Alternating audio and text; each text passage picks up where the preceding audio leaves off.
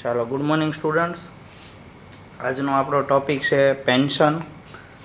બરાબર, ગ્રેચ્યુઇટીવાળા જે પણ આપણે દાખલા કરવાના હતા એ કરી નાખ્યા છે, એ આખું કમ્પ્લીટ થઈ ગયું છે. હવે આપણે પેન્શન તરફ આગળ વધી રહ્યા છીએ, કારણ કે આપણો આગળનો નેક્સ્ટ પોઈન્ટ છે એ બુકમાં પણ પેન્શન છે.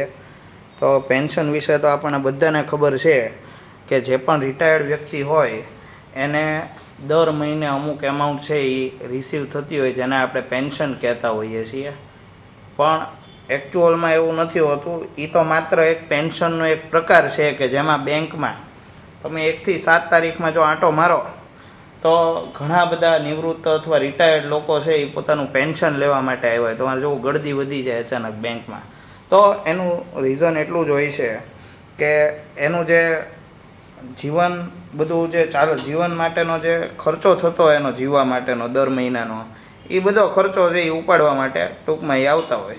આપણને તો આટલી જ ખબર હોય કે દર મહિને અમુક એમાઉન્ટ છે એના બેંક એકાઉન્ટમાં આવતી હોય અને એ ઉપાડવા માટે આવતા હોય.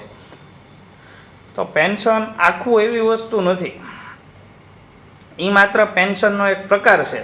તો તમને પહેલાં તો પેન્શન છે એમાંથી એક તમારે ગલતફહેમીમાંથી નીકળી જવાનું કે દર મહિને અમુક એમાઉન્ટ જમા થાય. કારણ કે ઘણીવાર પેન્શન એવું પણ હોય કે જેમાં એક સાથે પેન્શન છે એ ચૂકવી દેવામાં આવતું હોય. એટલે અહીંયા આગળ તમે જોવા જાઓ તો પેન્શનના મેઇન બે કેટેગરી તમે જોઈ શકો છો. એક છે અનકોમ્યુટેડ પેન્શન અને સેકન્ડ અથવા તો બીજું છે એ શું છે, કોમ્યુટેડ પેન્શન. તો ફર્સ્ટ વન આપણે ડિસ્કસ કરીએ કે અનકોમ્યુટેડ પેન્શન મીન્સ તો કે received periodically. Receive periodically means તો કે ઓન મંથલી બેઝિસ જનરલી આ રિસીવ થતું હોય. મેં તમને હમણાં જે વાત કરી કે મંથલી બેઝિસ ઉપર રિસીવ થતું હોય, તો આ પ્રકારનું જે પણ પેન્શન છે એ કેવું હશે, ટેક્સેબલ. આ ખાસ યાદ રાખજો, મંથલી બેઝિસ ઉપર જે પણ પેન્શન તમને રિસીવ થયું એ કેવું હશે, હંમેશા ટેક્સેબલ હશે. એટલે આમાં કોઈ પણ જાતનું ટેક્સ ફ્રીની કોઈ સિચ્યુએશન નથી. વેધર તમે અહીંયા ગવર્મેન્ટ એમ્પ્લોયી છો તો પણ ટેક્સેબલ, પ્રાઇવેટ એમ્પ્લોયી છો તો પણ taxable. In every situation, every condition તમારું અનકોમ્યુટેડ પેન્શન, જો અહીંયા આગળ એના માટે વર્ડ કયો છે, અનકોમ્યુટેડ, જે પિરિયોડિકલી તમને મળે છે. અનકોમ્યુટેડ મીન્સ શું, તો કે ડિફરન્ટ પાર્ટ્સમાં તમને એક સાથે મળવાનું નથી. તો જ્યારે આ પ્રકારે તમને મંથલી બેઝિસ ઉપર તમને પેન્શન રિસીવ થતું હોય તો એ હર હંમેશ કેવું હશે, ટેક્સેબલ. ચાહે એ ગવર્મેન્ટ એમ્પ્લોયી હોય કે નોન ગવર્મેન્ટ અથવા તો પ્રાઇવેટ એમ્પ્લોયી હોય. ઓકે. જ્યારે સામેની સાઈડ તમે ચેક કરો તો અહીંયા તમને કોમ્યુટેડ પેન્શન વર્ડ આપ્યો. કેવો, કોમ્યુટેડ. કોમ્યુટેડ મીન્સ ભેગું, એક સાથે. તમે જ્યારે રિટાયર થતા હો ત્યારે તમને એમ કહે કે પેન્શનની આટલી એમાઉન્ટ અમે તમને આપી દઈએ છીએ, લમસમ એમાઉન્ટ. તમને એમ કહી દે કે 15 લાખ રૂપીસ, 15 લાખ રૂપિયા અમે તમને આપી દઈએ છીએ, તો એ બધું કોમ્યુટેડ પેન્શન થયું. ઓકે. જ્યારે કોમ્યુટેડ પેન્શન હોય ત્યારે વિચારવાનું, કારણ કે આપણા જે સમ હશે એ ફરીથી એક વખત હું તમને યાદ કરાવી દઉં કે અનકોમ્યુટેડ પેન્શન હોય તો એ ટેક્સેબલ જ છે, આમાં કોઈ કેલ્ક્યુલેશન આવે નહીં. તમને સપોઝ એમ કે પર્ટિક્યુલર મિસ્ટર એ છે એ એવરી મંથ ₹25,000 છે એ એઝ અ પેન્શન રિસીવ કરે છે 100 ડેટ ઉપર, તો તમારે આખા યરનું તમને બધાને ખબર પડી ગઈ કે આ પેન્શન છે એ કેવું છે, ટેક્સેબલ છે. આમાં કોઈ જાતની કેલ્ક્યુલેશન છે એ એરાઇઝ થતી નથી. આનો કોઈ દિવસ સમ ન પૂછાય. સમ પૂછાય કોનો, કોમ્યુટેડનો. કેમ, તો કે કોમ્યુટેડ પેન્શન છે એમાં લમસમ એમાઉન્ટ રિસીવ થશે. હવે જો એમાં ક્રાઇટેરિયા અલગ અલગ છે. જો અહીંયા પાછો ગવર્મેન્ટ એમ્પ્લોયી વાળો ફાયદો છે એ તમને જોવા મળશે કે કોમ્યુટેડ પેન્શન છે એ ગવર્મેન્ટ એમ્પ્લોયી માટે કેવું છે, ટેક્સ ફ્રી. ₹1 ટેક્સ ભરવાની જરૂર રહેતી નથી. બોલો, બરાબર. એટલે અહીંયા ગવર્મેન્ટ એમ્પ્લોયી છે એ બચી ગયા. બરાબર. હવે એની સામે આપણે ચેક કરીએ કે પ્રાઇવેટ સામાન્ય વ્યક્તિઓ છે અથવા તો ગવર્મેન્ટ જોબ નથી કરતા એ સિવાયના બીજા જે એમ્પ્લોયી છે જે પ્રાઇવેટ સેક્ટરમાં છે, તો એના માટે 2 ક્રાઇટેરિયા તમારે યાદ રાખવાના છે. એક, એને ગ્રેચ્યુઇટી રિસીવ કરી છે. પહેલાં તો જો એને ગ્રેચ્યુઇટી રિસીવ કરી છે તો 1/3 ઓફ કોમ્યુટેડ પેન્શન ઇઝ એક્ઝમ્પ્ટ. ખાસ યાદ રાખવા જેવી વસ્તુ. જ્યારે તમે પ્રાઇવેટ એમ્પ્લોયી છો, ગ્રેચ્યુઇટી રિસીવ થઈ છે, તમે કહેશો સર અમને દાખલામાં ખબર કેમ પડે ગ્રેચ્યુઇટી રિસીવ થઈ કે નહીં? તો ખબર પડી જાય.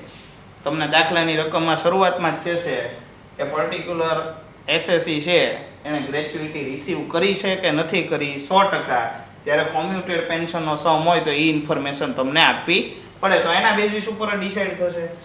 હવે જો હવે ગ્રેચ્યુઇટી રિસીવ થઈ, ગ્રેચ્યુઇટી એટલે આપણને ખબર રિટાયરમેન્ટ બેનિફિટ. એ બેનિફિટ જો રિસીવ થયો હોય તો ટોટલ કોમ્યુટેડ પેન્શનના 1/3 એમાઉન્ટ છે એ શું થઈ જશે? એક્ઝમ્પ્ટ. ફરીથી એક વખત તમને કહી દઉં, ગ્રેચ્યુઇટી રિસીવ થઈ 1/3 ઓફ કોમ્યુટેડ પેન્શન છે એ હંમેશા શું થઈ જાય? એક્ઝમ્પ્ટ થઈ જતું હોય છે. તો આ એક આપણા ધ્યાનમાં હોવું જોઈએ. હવે તમે એમ કહો સર કદાચ ગ્રેચ્યુઇટી રિસીવ ન થઈ તો એ સિચ્યુએશન એ છે આપણી આગળ કે નોટ રિસીવ્ડ ગ્રેચ્યુઇટી. એવું જરૂરી જ છે નહીં બધાને ગ્રેચ્યુઇટી મળે. ઓકે, તો 1/2 પોર્શન છે એ એક્ઝમ્પ્ટ થઈ જશે. ઓકે, એટલે કે અડધી એમાઉન્ટ છે એ કેવી થઈ જાય? ટેક્સ ફ્રી થઈ જતી હોય છે. એટલે આપણે જે ભણ્યા એમાં આપણી આગળ 3 ક્રાઇટેરિયા આવી ગયા. પહેલો ક્રાઇટેરિયા કે ભાઈ અનકોમ્યુટેડ પેન્શન છે કે જે પિરિયોડિકલી રિસીવ થાય છે. તમારે શોર્ટમાં હું તમને જેટલું કહું ને એટલું તમારે યાદ રાખવાનું, બરાબર? જો અનકોમ્યુટેડ પેન્શન છે, મંથલી બેઝિસ ઉપર રિસીવ થાય છે તો એ પૂરેપૂરું ટેક્સેબલ છે, ચાહે એ ગવર્મેન્ટ એમ્પ્લોયી હોય કે પ્રાઇવેટ એમ્પ્લોયી. ઓકે, હવે સામેની સાઈડ કોમ્યુટેડ પેન્શન એટલે કે એવું પેન્શન કે લમસમ એક હારે તમને એમાઉન્ટ આપી દે. તમને એમ કે લ્યો ભાઈ ચલો 15 લાખ રૂપીસ તમારા પેન્શનના, 20 લાખ રૂપીસ તમારા પેન્શનના અમે તમને આપી દઈએ છીએ. તો એમાં બે સિચ્યુએશન ઊભી થશે કે ભાઈ એ એક ગવર્મેન્ટ એમ્પ્લોયી હશે તો એ 100% ટેક્સ ફ્રી થઈ જશે. પણ જો પ્રાઇવેટ એમ્પ્લોયી નીકળ્યો તો એને આપણે ટેક્સ ફ્રી કરવાનું નથી. એનું ટેક્સ ફ્રીની સિચ્યુએશન છે એ આપી દીધી તમને કે જો તમે ગ્રેચ્યુઇટી રિસીવ કરી છે તો 1/3 એટલે કે 1/3 ભાગ છે એ તમારો એક્ઝમ્પ્ટ થશે કોમ્યુટેડ પેન્શનનો. અને જો તમે ગ્રેચ્યુઇટી રિસીવ નથી કરી તો 1/2 ઓફ કોમ્યુટેબલ પેન્શન ઇઝ એક્ઝમ્પ્ટ. હવે આ તમે કહેશો કે સર અમારે ગોખી નાખવાનું, ગોખવું હોય તો ગોખી નાખો ને યાદ રાખવું હોય તો યાદ રાખો. પણ હું તો લોજિકલી તમને એટલું જ કહું કે અહીંયા જ્યારે 1/3 પોર્શન એક્ઝમ્પ્ટ થતો, ખાસ યાદ લોજિકલી યાદ રાખો ને તો ઇઝીલી યાદ રહેશે. 1/3 પોર્શન છે એ તમારો એક્ઝમ્પ્ટ થતો હોય તો ગ્રેચ્યુઇટી રિસીવ થઈ છે મીન્સ રિટાયરમેન્ટ બેનિફિટ તમને મળ્યો છે એક્સ્ટ્રા. જેને બેનિફિટ મળ્યો છે એની ટેક્સ ભરવાની કેપેસિટી કેવી હોય? થોડીક એક્સ્ટ્રા હોય ને, એની આગળ કેપેસિટી વધારે હોય. કેમ? તો કે એની પાસે પૈસા છે, ગ્રેચ્યુઇટી રિસીવ થઈ એટલે એને પૈસા મળ્યા છે, પેન્શન રિસીવ થયું એટલે પૈસા મળ્યા છે, તો એના બબે ફાયદા થયા છે. તો આ કેપેબલ માણસ છે. કેપેબલ માણસ પાસેથી 1/3 પોર્શન છે એ ટેક્સ ફ્રી કરો તો એ 2/3 પોર્શન ઉપર એને ટેક્સ ભરવો પડે, જે કેવો હોય compare to gratuity not received portion કરતાં વધારે હશે. હવે અહીં આગળ ક્રાઇટેરિયા જોવા જાઓ કે જો તમે ગ્રેચ્યુઇટી રિસીવ નથી થતી મીન્સ તમારી કેપેસિટી કેવી છે? તો કે લેસ કેપેસિટી છે ટેક્સ ભરવાની. કેમ? તમને ગ્રેચ્યુઇટી મળવી જોતી હતી, તમારો એમ્પ્લોયર છે એ રૂલ્સનું ફોલોઅપ નહીં લેતો હોય, તમને ગ્રેચ્યુઇટી ન આપી તો at the time of retirement તમને ગ્રેચ્યુઇટીનો ફાયદો ન મળ્યો, તમને ન મળી તો તમારી કેપેસિટી, ફાઇનાન્શિયલ કેપેસિટી કેવી છે? લેસ, ઓછી.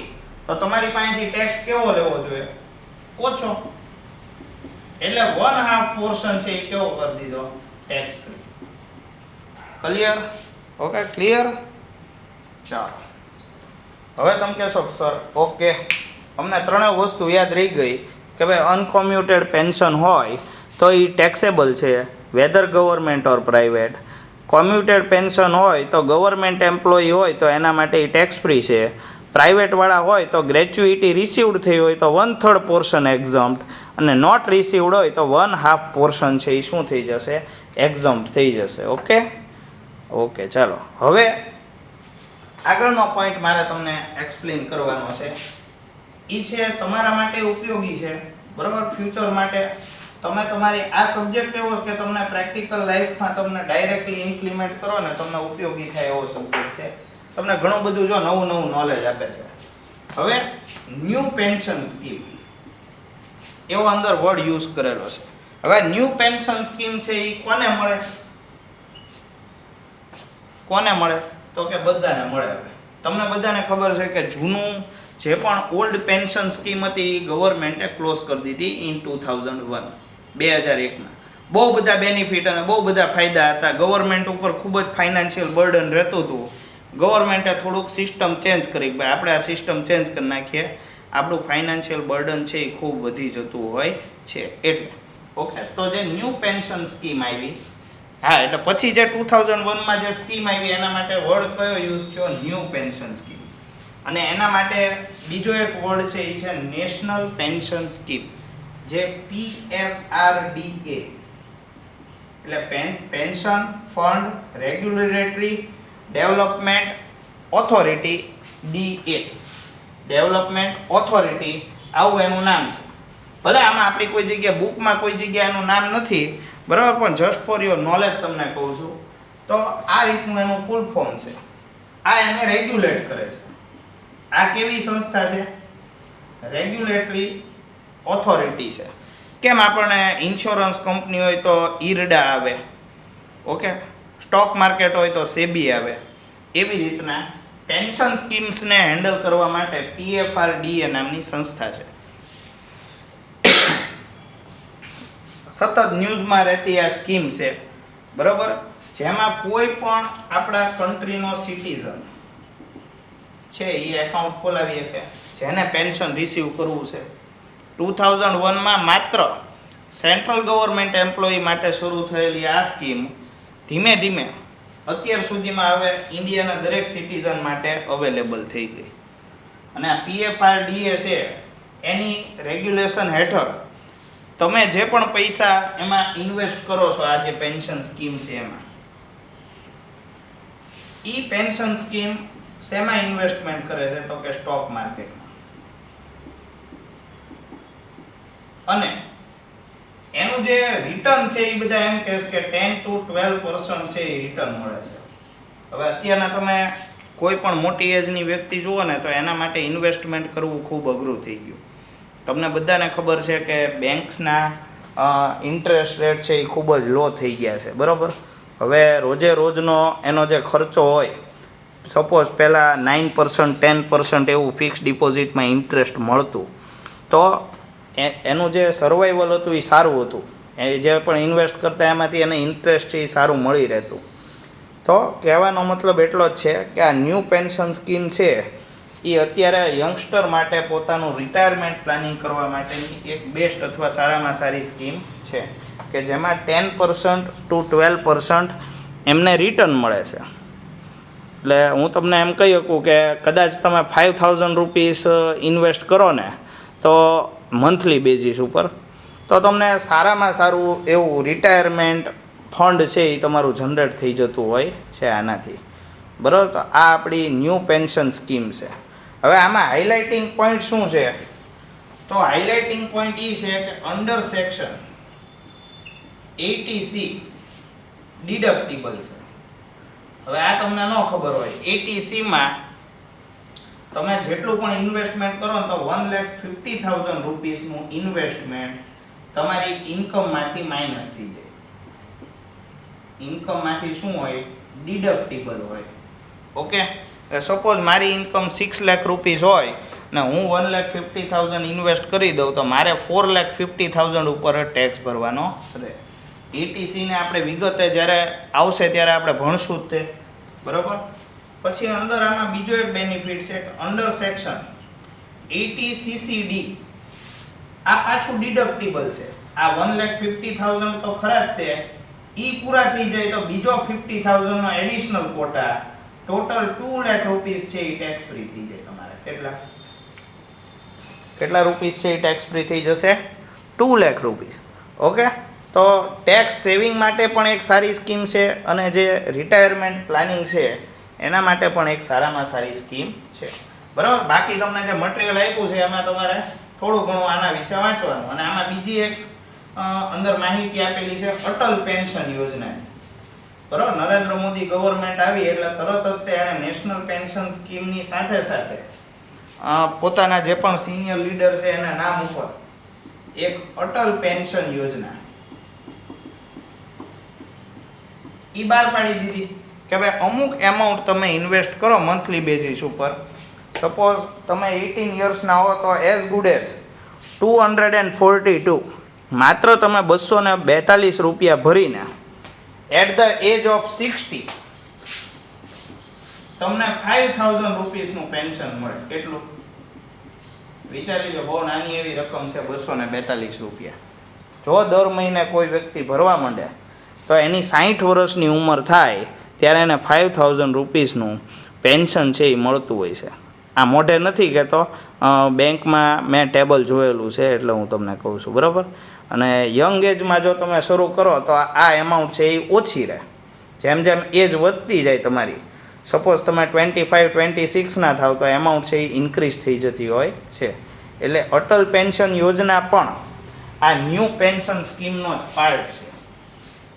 ઓકે, એટલે જે પણ તમને આના વિશે માહિતી આપવાની હતી, આનું બેકગ્રાઉન્ડ છે એ થોડુંક પ્રેક્ટિકલ છે, ખાસ યાદ રાખજો. ન્યૂ પેન્શન સ્કીમ બાબતે તમને બહુ ઓછું પૂછશે એક્ઝામમાં. એક્ઝામની રીતે ઇમ્પોર્ટન્ટ નથી, પણ તમારા પોતાના માટે, તમારા સેલ્ફ ડેવલપમેન્ટ માટે ઇમ્પોર્ટન્ટ છે. ઓકે, પછી આપણે આગળ બીજું એક વર્ડ યુઝ કર્યો, એ છે ફેમિલી પેન્શન. ફેમિલી પેન્શન એટલે શું? તો કે કોઈ પણ એમ્પ્લોયી હોય એનું ડેથ થઈ જાય તો એનું ડેથ થઈ જતાં એને જે પણ પેન્શન રિસીવ થતું હોય એના ફેમિલીના ગુજરાન ચાલી શકે એના માટે, એવા પેન્શનને શું કહેવાય? ફેમિલી પેન્શન કહેવાય. તો ફેમિલી પેન્શન માટે ક્લેરિટી છે, અંડર ધ હેડ સેલરી ઈ ટેક્સ ફ્રી છે. અહીંયા નથી ટેક્સેબલ થતું. જો ઈ ક્યાં આગળ ટેક્સેબલ થશે? Income from other sources. ક્યાં ટેક્સેબલ થશે? Income from other sources. આ ખાસ યાદ રાખજો. સેલરીમાં ફેમિલી પેન્શન છે એ ટેક્સેબલ થતું નથી. ક્યારે થાય છે? તો કે તમારે જ્યારે પણ તમારું ફેમિલી પેન્શન છે એ અધર સોર્સિસમાં તમારું ટેક્સેબલ થતું હોય છે. એટલે ખાસ યાદ રાખવાનું, ફેમિલી પેન્શન સેલરીમાં આવતું નથી. ક્યાં જાય? અધર સોર્સિસ. સેમ નંબર 4માં આપણે, બરાબર, સેમ 4માં જ્યારે આપણે ઇન્કમ ટેક્સનો જે સેકન્ડ પાર્ટ ભણશું અને એમાં જ્યારે અધર સોર્સિસ આવશે ત્યારે આપણે આ બાબત છે એ ધ્યાનમાં લેવાની થાય છે. ઓકે, ચાલો, તો આજના દિવસમાં આપણે પેન્શન બાબતે ઘણું બધું ડિસ્કસ કર્યું અને તમારા માટે કેટલું ઉપયોગી છે એ પણ આપણે એક વખત ડિસ્કસ કરી લીધું. ઓકે, ચાલો, અત્યારે આટલું રાખીએ. નેક્સ્ટ ટાઈમ આપણે પેન્શનનો સમ છે એ કેલ્ક્યુલેટ કરશું.